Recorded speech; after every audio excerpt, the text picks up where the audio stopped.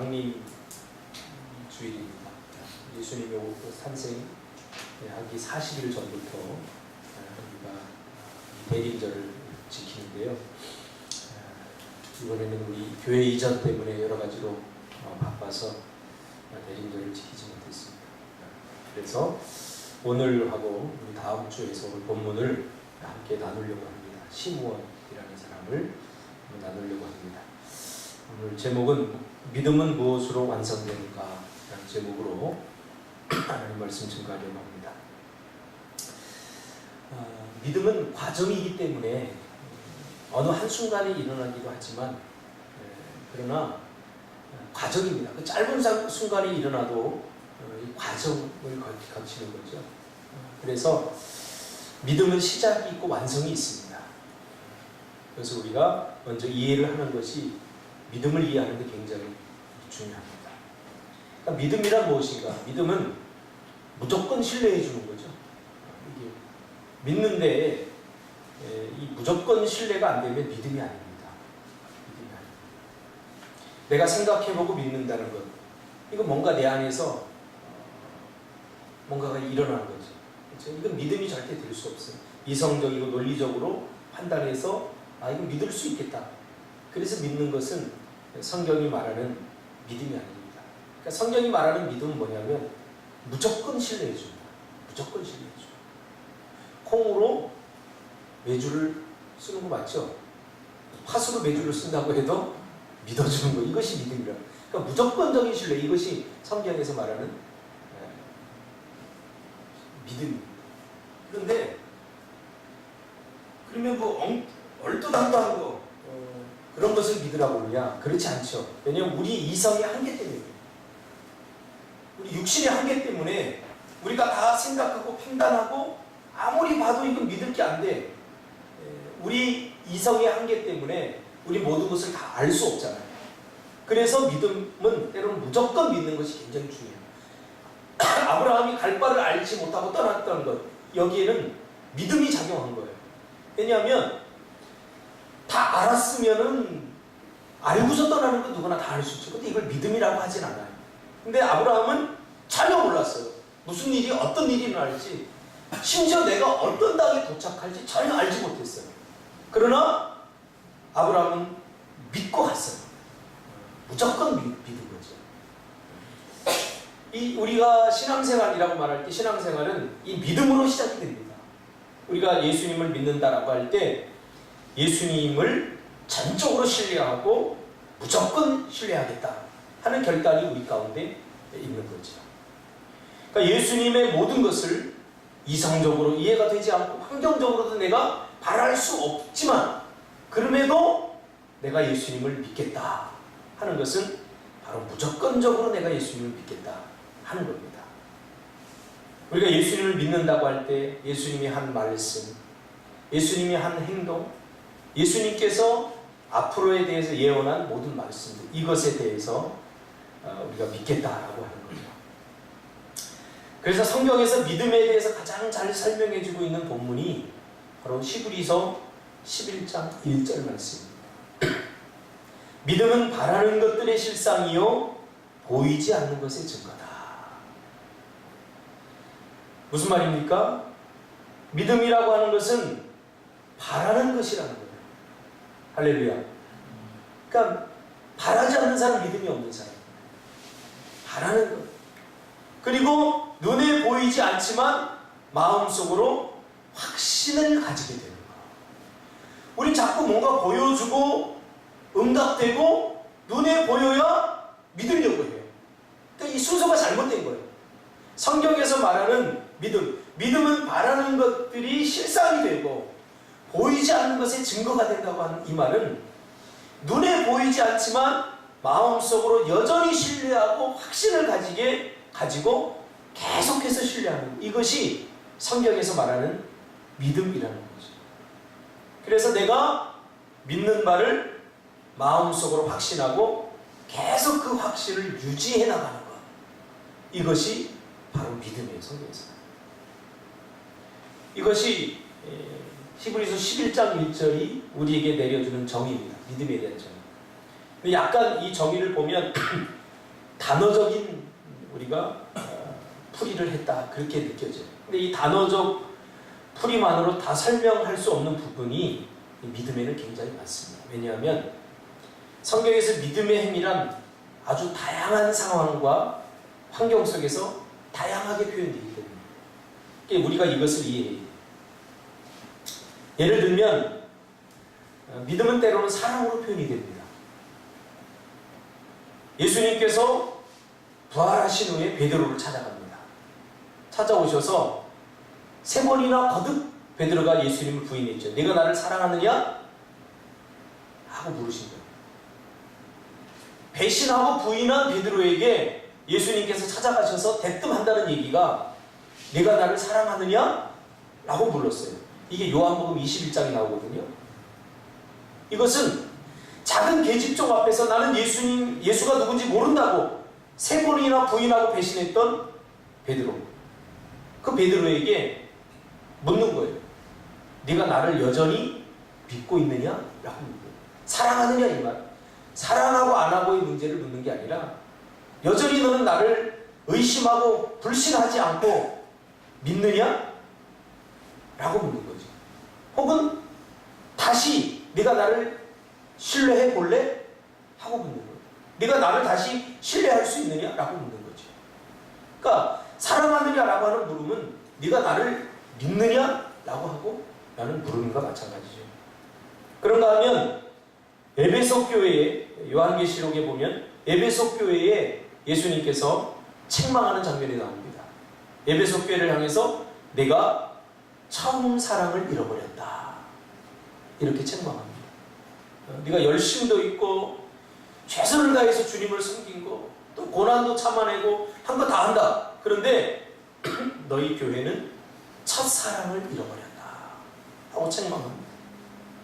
계시록 2장 4절에 나오는 이것도 믿음에 관한 질문입니다. 믿음에 관한 질문. 사랑을 잃어버린 게 아니라 너희들이 믿음을 잃어버렸다 그 말이에요. 오늘 본문에서도 이 믿음에 관한 이야기를 지금 하고 있는 거예요. 그러니까 믿음은 때로는 사랑으로 다양하게 또 이렇게 표현이 돼요. 여러 가지로. 근데 오늘 본문에서 믿음은 어떻게 표현되고 있느냐? 믿음은 기다림으로 표현되고 있어요. 믿으면 기다려주는 거죠. 저 사람이 변화되지 않아. 근데 저 사람이 변화될 것을 기대해. 하는 사람은 기다려주게 되어 있습니다. 기다려줍니다. 그래서 믿으면 기다려줍니다. 그리고 믿으면 조급하지 않고 기다리게 됩니다. 기다립니다. 기다린다는 것은 다른 말로 바꾸면 기대한다는 거죠. 기대한다. 요즘 여러분 뭐를 기대하면서 삽니까? 인생에서 가장 고통스러운 것은 기대가 사라져가는 거예요. 기대가 사라져가는 거예요. 오늘 본문에 나오는 이 시므온은 그가 누군지, 어떤 가문인지, 신앙생활을 얼마나 했는지 그 어떤 정보도 우리에게 알려주지 않고 다만 그는 예루살렘에 살고 있는 사람이라는 것과 그는 의롭고 경건하며 이스라엘의 위로를 기다리는 사람이라는 사실을 우리에게 이야기해주고 있습니다. 기대하는 사람. 그리고 마지막에 아주 중요한 이야기를 하고 있는데 그는 성령과 항상 함께하는 사람이었다. 성령이 그 위에 머물다. 이 말은 성령과 함께 동행하는 사람이었다 하는 것을 말해주고 있죠. 과거에 그가 어떤 사람이었는가, 과거에 어떻게 살았는가 별로 중요하지 않습니다. 성령과 동행하는 삶은 지금이 중요합니다. 과거에 그가 얼마나 많은 기도응답을 받았고 하나님을 위해서 애를 썼고 헌신했는가 별로 중요하지 않아요. 성령과 함께하는 사람들은 한결같이 지금이 중요합니다. 오늘 이 시므온도 그가 어떤 가문에서 태어났고 그가 과거에 얼마나 신앙생활을 잘했고 얼마나 많은 업적을 쌓았느냐 그런 것을 이야기해 주지 않아요.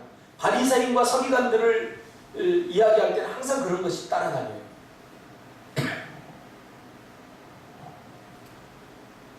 하나님은 지금 우리에게도 묻습니다. 지금 너의 상태가 어떠냐 묻는 거죠.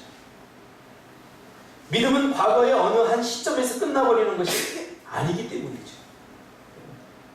진행형이에요. 믿었고 믿고 있으며 계속 믿고 끝까지 믿는 거, 이게 믿음입니다. 그러니까 예전에 내가 하나님을 이렇게 섬겼고 이렇게 하나님을 위해서 헌신했고 희생했고 하는 거 누구나 다 할 수 있다는 거예요. 근데 그게 믿음은 아니라는 거예요. 믿음은 지금 그리고 앞으로도 계속 할 것이냐, 끝까지 할 것이냐, 이것이 중요한 거죠. 오늘 시몬을 통해서 우리가 그것을 찾게 됩니다.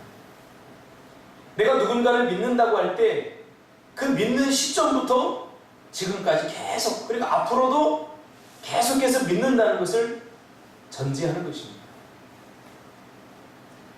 제가 상담을 하다 보니까 때로는 의처증, 의부증 이런 사람들을 접하게 돼요. 의처증, 의부증.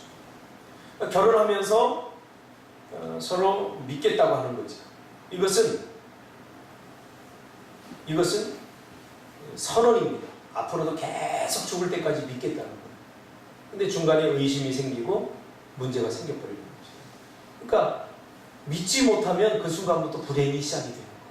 부부 사이도 마찬가지고 사람 사이도 마찬가지고 경계하게 되고 살피게 되고 스트레스 받게 되는 거예요.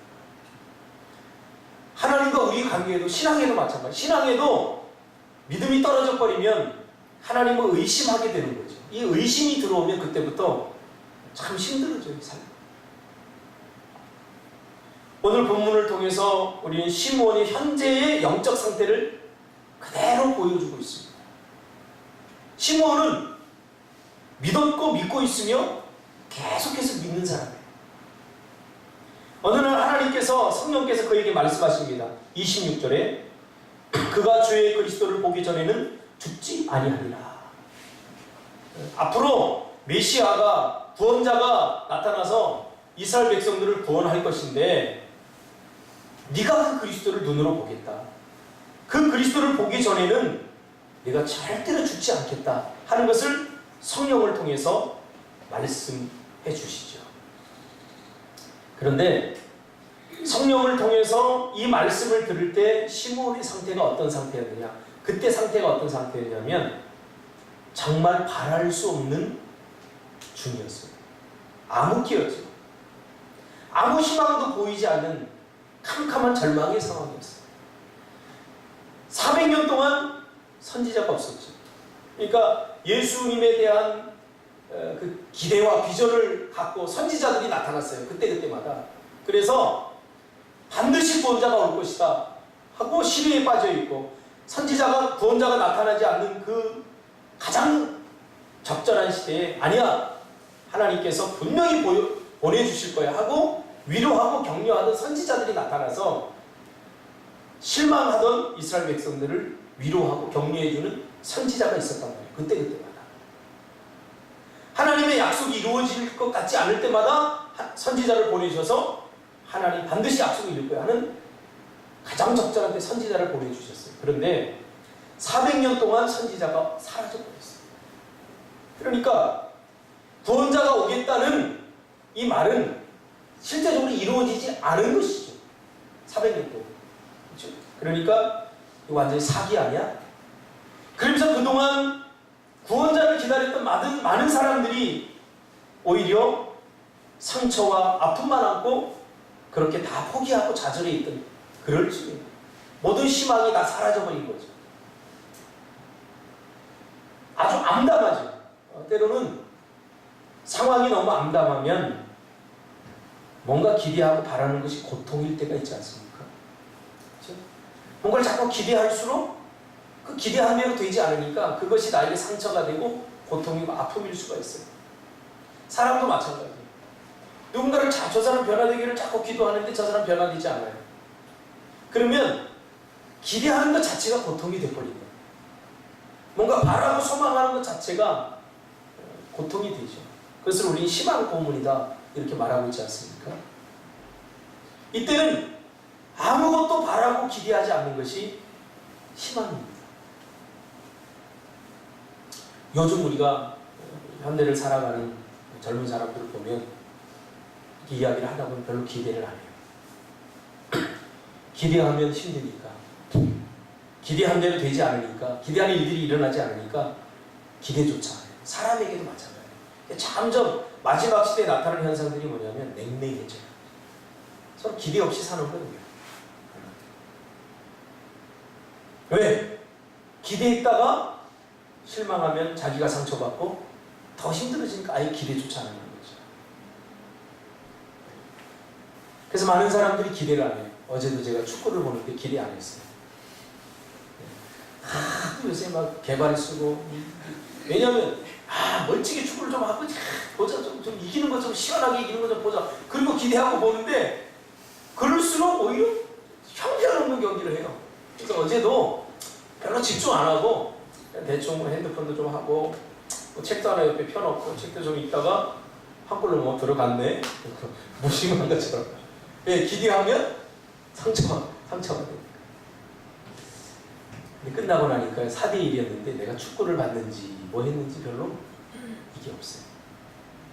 축구에 쫙 몰입해서 빠져서 보면 비록 지더라도 안타까움이 남고 뭔가 축구를 봤다, 뭔가 거기서 뭔가 마음의 느낌도 있고. 그런데 어제는 축구를 본 게 아니라 그냥 뭐 책도 보고 핸드폰도 조금 보고 뭐 드라마 한 편 이상한 거 본 것 같은 느낌이 들어요. 그렇죠? 아무것도 바라지 않는 것은 살아도 사는 것이 아닙니다.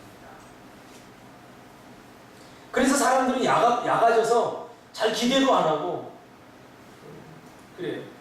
나이가 든 한 20년 이상 산 부부들 이렇게 상담을 해보면 보통 그런 말을 해요. 이제 뭐 별로 바라는 것도 없고요, 별로 기대도 안 해요. 그런 부부들 이렇게 보면 살아도 사는 것이 아니에요. 그게 사는 겁니까? 비록 상처받고 힘들어도 서로 기대하고 바라고 사는 것이 중요한 거죠. 저는 불만이 하나 있는데 왜 기념일을 남자들이 자꾸 챙겨야 되는가? 이 불만이 상당히 많아요. 그러니까 우리 집사람한테 한 번은 어필했더니 내가 시집 와줬잖아. 그래서 난 장가 가줬잖아. 그래서 아예 기대를 안 해요. 왜냐면 내가 내 생일이나 뭐 할 때는 내가 평소에 갖고 싶어도 뭐 조금 질이 떨어지는 거, 축구공 뭐 이 정도. 근데 본인이 뭐 생일 때나 결혼기념 때는 엄청 큰 걸 바라는 거야. 내가 부담이 돼. 부담이. 차라리 생일 같은 거 없었으면 좋겠다, 그런 생각. 기념일 같은 거 없었으면 좋겠다. 기대를 안 하고 사는 것이 더 좋을 때가 사실 있어요. 근데 조금 마음을 바꾸니까 또 달라지더라고요.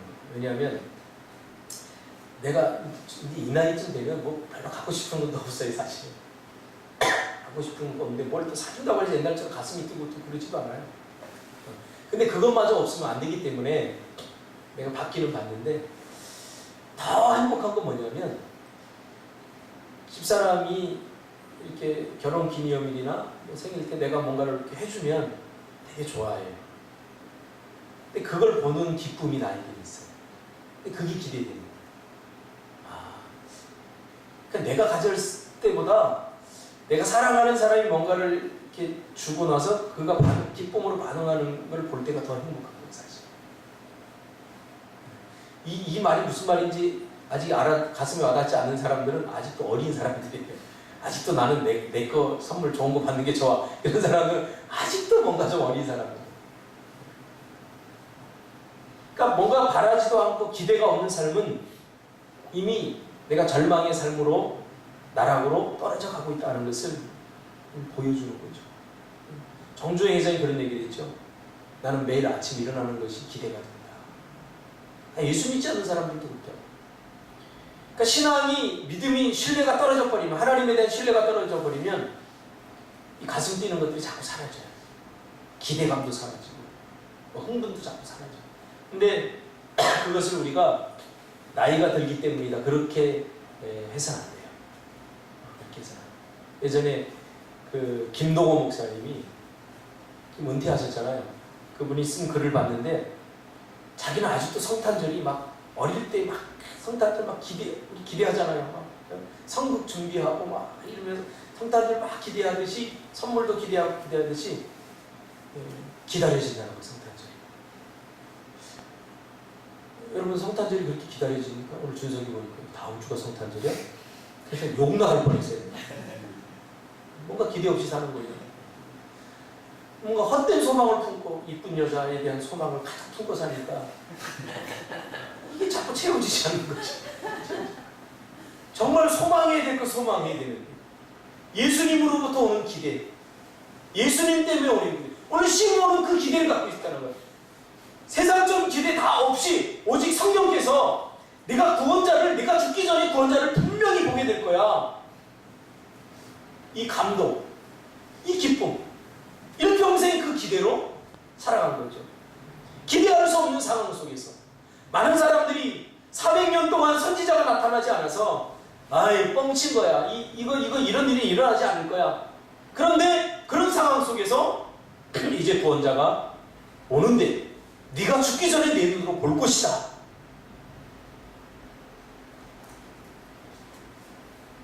기대하고 산 거죠.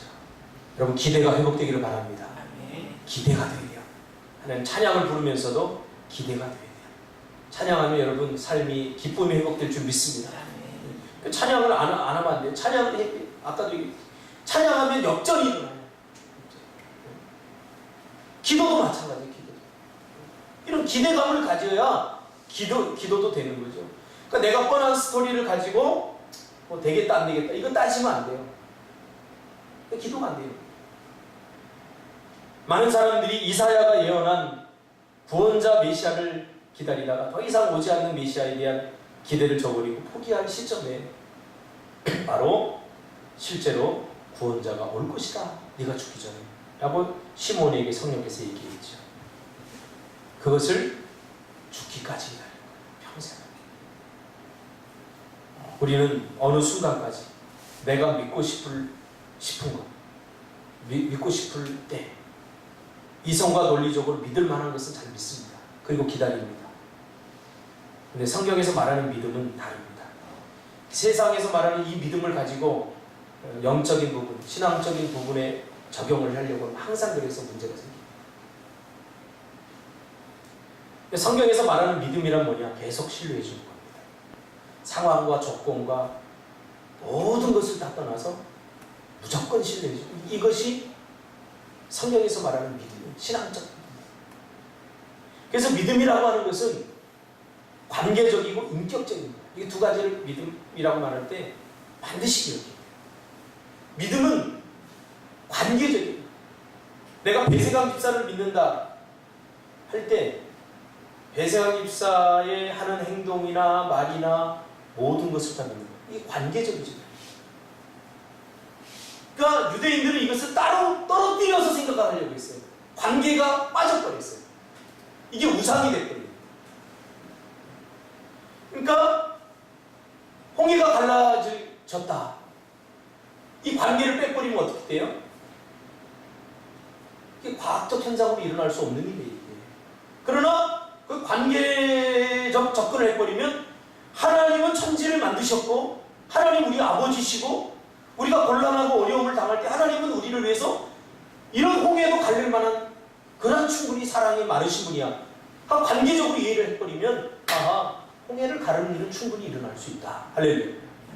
그러니까 믿음의 관계를 빼버리면 그런 초월적인 어떤 기적만 보게 되는 현상만. 그 현상만 보니까 뭐가 돼요? 이성적이고 논리적인 접근을 자꾸 하게 되는 거예요.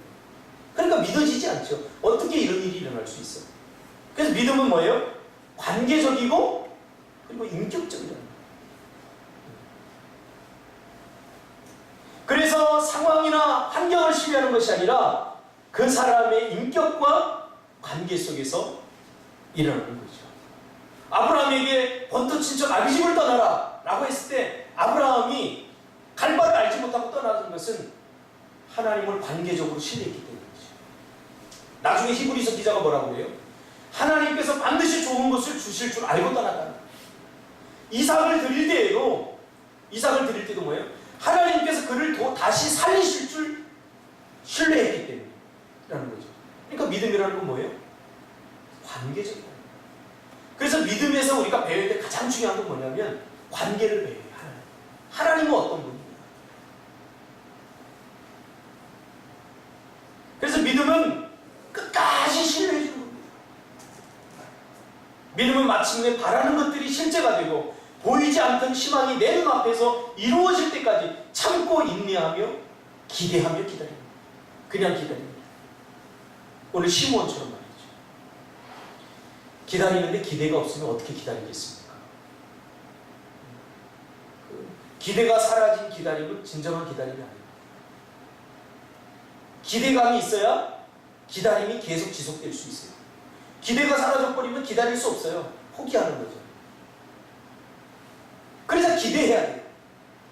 구원자가 반드시 내가 죽기 전에 나를 볼 거야 라고 하는 기대감, 그것이 확신으로 있었기 때문에 다른 것을 기대한 것이 아니라 구원자를 기대할 수 있는 거죠. 여러분들이 지금 기대하는 것은 뭡니까? 왜 기대가 사라집니까? 기대가 사라지는 것은 의심하고 불신하기 때문에 하나님을 인격적으로 신뢰하기보다는 자꾸 주변의 환경과 나타나는 현상만 보고 이성적으로 생각을 하기 때문에 기대가 사라져버려요. 이사야 40장 31절에 보면 오직 여호와를 앙망하는 자는 새 힘을 얻으리니 라는 말이 나옵니다. 여기서 앙망한다 라고 하는 히브리어 말은 카바라는 말이에요. 카바. 이 카바라고 하는 말인데 이것은 카바난트, 약속이라는 말에서 파생된다는 거거든요. 그런데 이 앙망, 오직 여호와를 앙망한다 할 때 이 앙망은 영어로 번역을 하면 wait upon입니다. 기다린다. 그러니까 이렇게 바꿔서 말할 수 있겠죠. 오직 여호와를 기다리는 자는 새 힘을 얻는다. 누가 새 힘을 얻는다고요? 기다리는 자. 하나님의 은혜를 기다리고 하나님께서 이루실 것을 기다리고 하는 자, 그런 기대감이 있는 자만 새 힘을 얻게 될 거라는 거예요. 우리가 새 힘을 얻지 못하는 것은 여호와를 기다리지 못하기 때문에, 조급하기 때문에, 의심하기 때문에. 그래서 이 앙망이라는 말을 다른 말로 바꾸면 희망이라는 말. 기대하는 사람은 항상 희망을 갖고 살죠. 아무리 힘들고 어려워도 희망을 갖고 살죠. 기대하는 사람. 이 말씀을 받을 때 이스라엘 상황도 마찬가지입니다. 역사적 배경을 보면 오직 여호와를 앙망하는 자는 새 힘을 얻으리라. 이 말씀을 받을 때 이스라엘 백성들의 상황은 포로기였습니다. 나라를 잃어버리고 바벨론의 포로로 끌려와서 지독하게 종살이라면서 고생할 때입니다. 상황은 조금도 나아질 것 같지 않고 바뀔 것 같지 않은데 하나님께서 오직 여호와를 앙망하는 자는 새 힘을 얻겠다고 하는 거예요. 그래서 이사야 40장 2절에 하나님께서 말합니다. 그 노역의 때가 끝나고 그 죄악이 사함을 받았다 라고 하면서 고국 이스라엘로 너희들이 다시 돌아가게 될 것이다 라고 선포하셨죠. 그러나 이스라엘 백성들은 포로 생활에 오랫동안 억눌려 있어서 모든 기대가 다 사라져버렸어요. 그런 사람들이 많아요. 상처가 참 이게 위험한 게 뭐냐면 상처가 우리를 무기력하게 만들어요. 상처받지 말라는 거예요. 절대 상처받은 나만 손이에요. 상처는 자꾸 피하게 만들어요. 직면하지 못하게 만들어요. 도망가게 만들어요. 그러니까 이스라엘 백성들도 기대하다가 상처받은 거예요. 왜? 이루어지지 않으니까. 이루어지지 않아요. 그래서 어떤 상태가 되었느냐? 이사야 40장에 보면 소년도 피곤해하고 장정도 넘어지고 쓰러졌다. 지금 이사야가 아주 정확히 이스라엘의 영적 상태를 보내주고 있죠. 소년도 피곤해질 거예요. 영적으로 피곤해져서 여러분 피곤하면 아무것도 하기 싫죠. 무기력해지죠. 하고 싶은 마음도 없죠. 또 장정들도 탁탁 다 쓰러져 버리는 거예요. 절망에 다 쓰러져 버리는 거예요. 그런 상태였어요. 그런 상태에서 이제 다시 포로에서 다시 고국으로 돌아갈 거라고 하는 소망이 다 사라져 버린 거예요. 그때 하나님께서 이사야를 통해서 주시는 말씀이죠. 오직 여호와를 기다리는 자. 여기서 여호와를 기다린다고 말할 때는 끝까지 기다려야 되죠. 믿음은 뭐라고요? 끝까지 기다려야 돼요. 끝까지 기다리는 자는 어떻게 되겠다고요? 새 힘을 얻는다. 이 말은 전혀 다른 성격의 힘을 공급합니다. 세상이 줄 수 없는 하나님만이 줄 수 있는 너희들이 지금까지 경험해보지 못한 그런 힘을 공급받는다 라는 말이죠. 그러므로 여호와를 앙망하는, 여호와를 계속해서 기다리는 자가 얻게 될 새 힘 두 가지가 나옵니다. 이사야 40장에 보면 하나는 독수리 날개치며 올라감 같을 것이고 수직 상승, 하나는 다른 박진, 수평적 상승, 수평적 전진이죠. 그러니까 인생이 이게 좀 올라가는 게 있어야 되죠. 수직적 상승이 있어야 되죠. 우리 인생 두 가지가 있어요. 그리고 또 하나는 수평적 전진이 있어야 돼요. 그러니까 머물러 있으면 정체되면 이게 답답해요. 여러분들이 이제 답답한 게 뭔가 지금 머물러 있기 때문에, 영적으로 머물러 있기 때문에 수평적으로 좀 날아올라야 돼요. 늘 같은 곳에서 같은 것만 계속 보면 이게 지루해져. 그래서 계속해서 높아져요. 오르고 또 오르면 새로운 세상이 자꾸 보이는 거예요. 그러니까 영적 상승이라고 그러죠. 이 영적 상승과 수평적 전진, 그렇죠? 앞으로 가는 기쁨이 있지 않습니까? 그렇죠? 이거 뭐예요? 삶의 부여예요. 매일 월급 100만 원만 받아봐요. 처음엔 좋아요. 1년이 지나고 2년이 지나고 3년이 지났는데도 100만 원 받아봐요. 이건 수평적 전진이 안 되기 때문에 그래요. 그렇죠? 그럼 수평적으로 전진할 수 있다는 거예요. 누구? 여호와를 앙망하는 자. 여호와를 계속해서 끝까지 기다리는 자에게 하나님께서는 수직적 상승도 해주시고 수평적 상승도 해주고 이런 일들이 매일매일 일어나게 될 거예요. 믿음은 정이 내리죠. 기다리는 거예요. 근데 우리 시므온은 끝까지 기다리는 거예요. 믿음은 뭐라고요? 끝까지 기다리는 거예요. 언제까지? 바라는 것들이 이루어질 때까지 기다리는 거예요. 기다리면서 더 행복하죠. 여러분 소풍 가면 사실은 가면 별거 아니에요. 근데 그 기다리는 기쁨이 있죠. 그래서 그 기다림의 기쁨이 있어요. 뭐 세지 막상 살아보면 별거 아니에요. 살아보면. 그런데 그 들어가기 전까지의 기다림이 우리에게 주는 기대감, 행복과 기쁨입니다.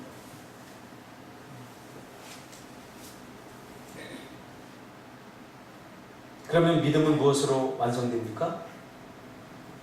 끝까지 신뢰해 줌으로 완성됩니다. 어느 순간까지 믿다가 신뢰하지 않으면 그건 믿음이 아니었다 하는 게 증명이 되는 거죠. 그러니까 믿음을 우리가 잘 이해해야 돼요. 믿음은 어느 순간에 일어나기도 하지만 과정이라. 이것은 연대기적 순서가 아니라 논리적 순서라는 걸 항상 잊지 말아요. 과정이 필요해요. 어느 시점까지는 믿다가 실망하는 것이 아니라 끝까지 신뢰하시기를 주님의 이름으로 축복합니다. 하나님은 능히 우리에게 좋은 것 주십니다. 할렐루야. 보세요. 우리가 여기 지금 있잖아요. 여기 오기 전까지 얼마나 힘들고 어려웠습니까? 저도 힘들고 어려웠어요. 어제도 설교 준비하면서 가만히 생각해보니까 우리가 걱정하고 염려하는 일들이 안 일어났어요. 그 내가 조급했을 뿐이에요. 왜 조급해졌느냐? 하나님이 하시겠다고 했는데 내가 의심이 드는 거예요. 왜? 상황을 보니까 하나님이 하시는 것 같지가 않아. 그래 나만 외롭고 나만 하고 있는 것, 나만 힘든 것 같아. 그게 아니겠죠. 성령과 동행하지 않으면 그래서 내가 외로워지고 성령과 동행하자. 하나님은 능히 우리가 인생을 걸고 믿어줄 만한 분입니다. 할렐루야. 가장 우리를 존귀하게 하실 것입니다. 여러분을 가장 존귀하게 하실 것입니다. 마침내 내 눈앞에서 그 믿음의 현실을 보게 하실 분은 하나님이십니다. 우리 시므온처럼 말이죠. 또 한 사람 기다린 사람이죠. 안나. 우리가 작년에 살펴봤는데 안나도 예수님이 구원자가 오실 것이다 라고 하는 것을 메시지를 듣고 안나는 일평생 결혼도 안 하고 기다렸어요. 결혼이 주는 기쁨이 있지 않습니까? 그렇죠? 결혼이 주는 행복이 있어요. 그러나 그 기쁨과 행복보다 예수님을 기다리는 기쁨과 행복이 더 좋았던 거죠. 그 기대감이 더 좋았던 거죠. 그래서 결혼도 하지 않고 일평생 기다렸다가 예수님이 탄생하는 걸 직접 눈으로 본 사람, 시므온과 안나 두 사람. 내가 믿지 않는 일은 절대 일어나지 않습니다. 믿다가 내려놓고 다시 올려놓으시길 바랍니다. 할렐루야. 계속해서 수십 번 의심이 듣게 하죠.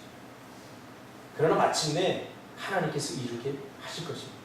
내가 해야 할 일은 기다리되 끝까지 기다려. 끝까지 기다리시기를 주님의 이름으로 축복합니다. 그래서 믿음의 실체를 보는 여러분들이 될 줄 믿습니다. 기도하겠습니다.